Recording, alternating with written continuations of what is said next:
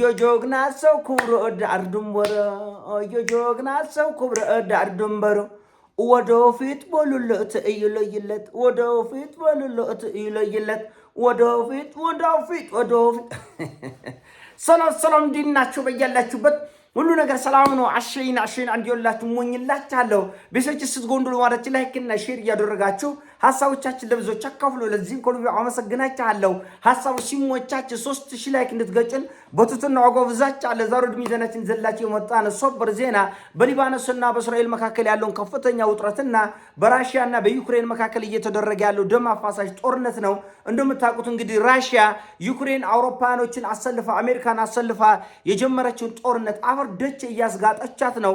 ዩክሬን መፈጠሬን በምን ቀን ነው እስክትል ድረስ ተገቢውን ዋጋ እየተሰጣት ነው። ነገር ግን አሁንም ዜሌንስኪ እኔ ራሽያን አቃጥላለሁ፣ ሞስኮን አቃጥላለሁ፣ አልለቅም ነው ለማያቅሽ ታጠኝ አለው።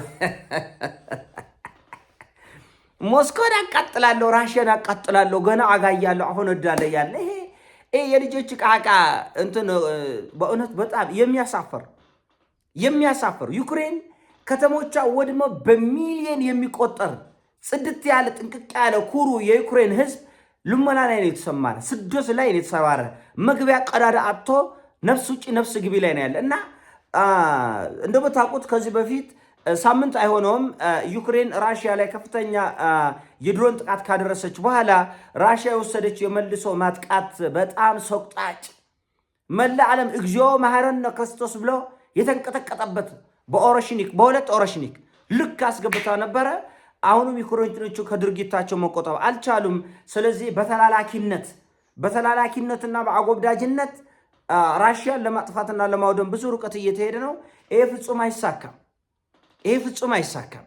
ምናልባት ላኪዋ አሜሪካ በኢራን የደረሰባትን ውርደትና ሽንፈት ለማካካስና ለማገገም ገና ፋታ ትፈልጋለች። አሁን ዩክሬን ላይ ተደርባ ራሽያን ማንም አያደርገውም ነው የምልህ።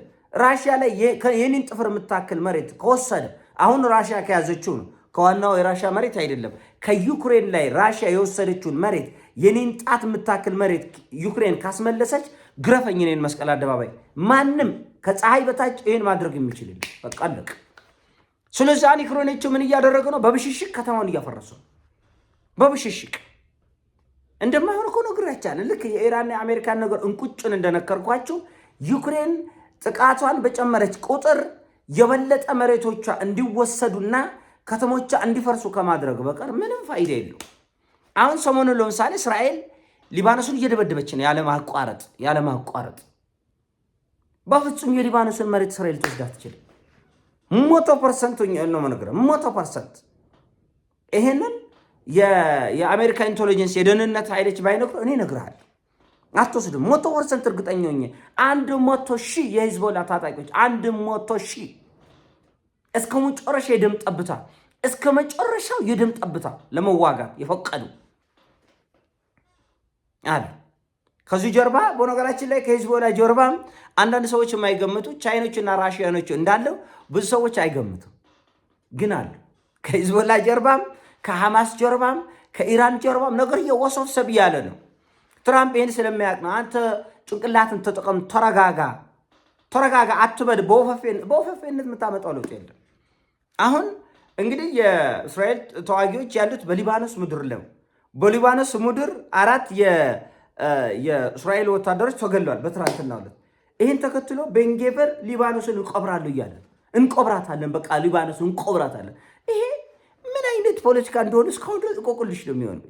ምን አይነት አሁን ዓለም በስማም ያስደንቃል ብሎ ከወንበሩ ተነስቶ እንዲያጨበጭብ ነው ወይስ ደግሞ የድንጋጤና የብስጭት ንግግር ነው?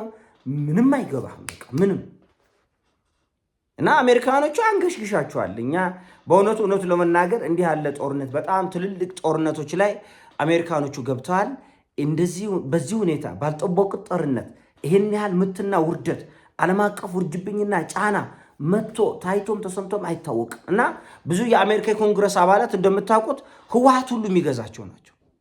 ህወሓት ይሄ ሎቢ ድርጅቶች አሉ አሜሪካ ውስጥ። ጉዳይ ገዳ አለ፣ በነገራችን ላይ ደላላ አለ፣ የፖለቲካ ደላላ።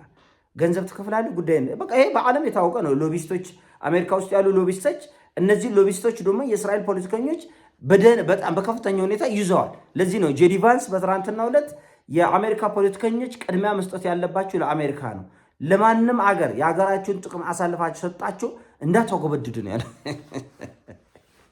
እና ይሄ ጦርነት ኢራኖቹ ምንም በቃ ቀልዱን አልወደዱትም ብዙ መሰለኝና ወደ ጦርነት መግባት ነው እየፈለጉ ያሉት። እያኮበኮቡ ያሉት የኢራን ባለስልጣኖች ወደ ጦርነት ነው። ሊባኖስን ቀስ አድርጎ በማዘናጋት በማውደም መሬቱን በመዝረፍ ህዝቡን በማፈናቀል እና ይሄ ነገር ከድርጊታችሁ ካልተቆጠባችሁ የሚል ከፍተኛ ቁጣ ላይ ነው ያሉት። እንግዲህ ቤን ጌቪር በድጋሚ እኛ ታላቋን እስራኤል ለመገንባት መፍራትም ማፈርም የለብንም፣ ፊት ለፊት ግልጹን እንነጋገር ነው ያለው። እንግዲህ ታላቋ እስራኤል የሚለው ፍልስጤምን መሬት፣ የሶሪያን መሬት፣ የግብፅን መሬት ሁሉ የሚያጠቃልል ነው። ካርታውን ገብታችሁ ማየት ትችላላችሁ።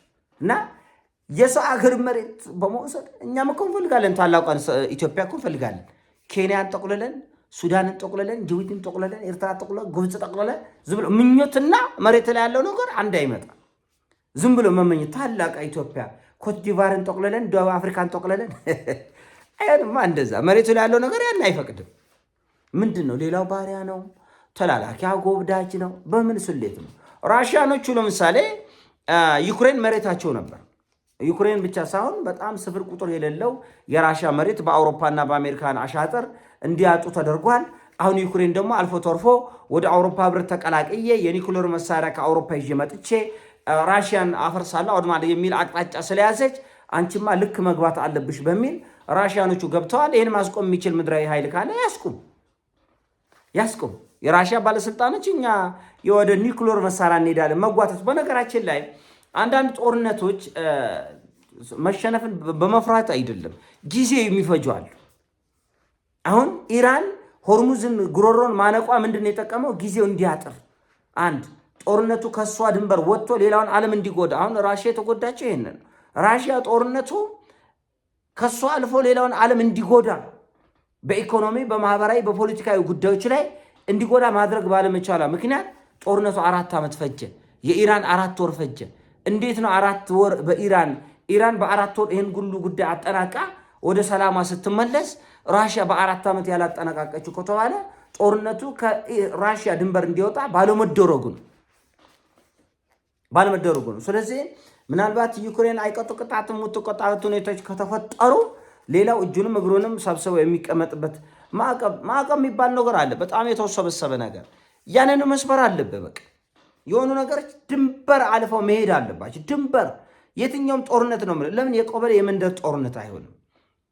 የነሱን ጥቅም ካላናጋ፣ የነሱን ሰላም ካላናጋ፣ እነሱ እየበሉ እየጠጡ ከልጃቸው ከሚስታቸው ጋር ደልቀቅ ብለው እየተኙ ከሆነ አንተ ብቻ ከሆነ ሰላም የምታጣው ጦርነቱ 3000 ዓመት ቤት ሰዎች ደንታ አይሰጣቸው እና ጦርነቱን በኢኮኖሚ፣ በማህበራዊ፣ በፖለቲካዊ መንገድ ሌሎች የሚጎዱበትና በዚህ ጦርነት ጉዳይ ላይ የሚያስቡበት ሁኔታ እንዲፈጠር ካልተደረገ በስተቀረ መፍትሄ የለውም ነው እና አሁን ትልቁ ነገር ራሽያ ከዚህ ሁኔታ ላይ ትመለሳለች ወይ?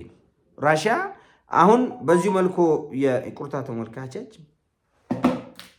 ራሽያ በዚህ መልኩ ዩክሬን በተላላኪነት ከተሞቿን እያፈረሰች እያወደመች ኢኮኖሚያዊ ጫናዎችን እየፈጠረች በጦር ሜዳ አይሳካም። እንደምታውቁት በጦር ሜዳ እንኳን እነሱ አሜሪካ ማትሳካል፣ እስራኤልም ማትሳካል።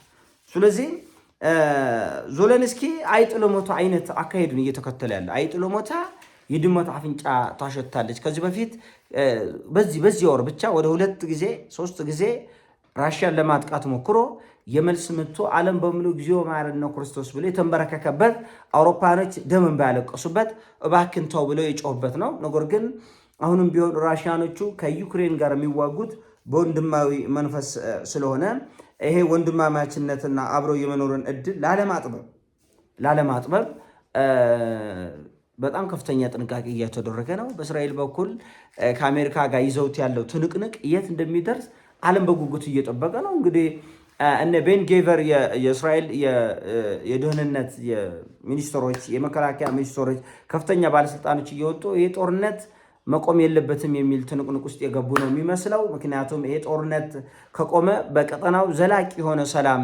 ይፈጠራል። ይሄ ዘላቂ ሰላም ደግሞ ለአንዳንድ ፖለቲከኞች ይረብሻል፣ ያሳኮካል። እንቅልፍ ይነሳልና ምናልባት ይሄ ነገር ሄዶ የት ይደርሳል የሚለው በጋራ የምናየው ጉዳይ ይሆናል። ይሄኔ ሀሳብ ነው። ሀሳብ ሲሞቻችን ላይ አድርግ ሼር አድርገው። እወዳችኋለሁ። ፒስ